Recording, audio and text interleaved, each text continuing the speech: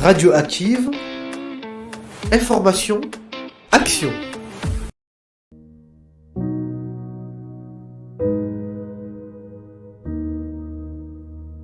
Bonjour, aujourd'hui on se trouve dans l'univers de la danse contemporaine avec la Compagnie Sauvage et pour l'occasion on va faire connaissance avec une danseuse professionnelle. Merci à vous et bonne écoute à vous.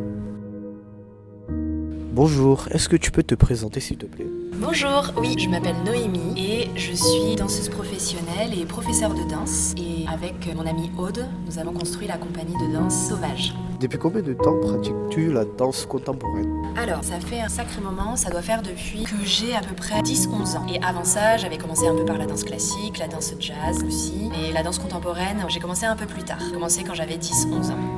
Est-ce que la danse a eu un impact sur ton bien-être mental ou physique? Si oui, comment? Alors oui, énormément. En fait, quand je danse, je me sens libérée de tout. Je suis comme dans ma bulle, j'ai l'impression que je peux avoir une grande liberté. C'est comme si quand je rentrais dans un studio de danse ou quand je dansais dans ma chambre, dans n'importe quel endroit, tous les soucis un petit peu du quotidien pouvaient être mis de côté. C'est vraiment un moyen d'expression pour moi. Comment vois-tu la danse contemporaine par rapport à d'autres styles de danse comme le classique ou le hip-hop? La danse contemporaine par rapport à la danse classique ou au hip-hop, c'est une autre histoire. C'est-à-dire qu'à la base, la danse classique, c'est beaucoup de codes, beaucoup de positions très précises. Il y a beaucoup de travail qui doit être fait au niveau physique. Il y a une grande rigueur à avoir dans la danse classique pour pouvoir se dire qu'on arrive à quelque chose construit, on va dire, dans le corps. La danse contemporaine, je crois que c'est plus en rapport avec... Alors, il y a des codes aussi, il y a des positions, savoir tourner, savoir partir au sol, savoir danser et avoir conscience de tout son corps dans l'espace et en rythme aussi avec la musique. Mais on peut aussi très bien être à l'écoute de ses sensations plus, on va dire, que la danse classique,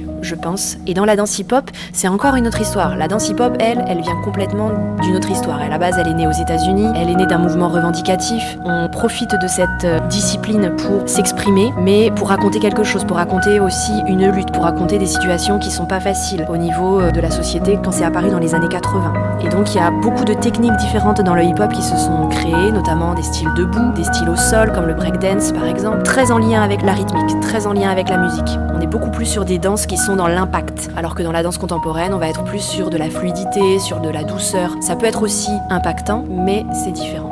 D'accord, merci Noémie d'avoir répondu à mes questions. Avec grand plaisir.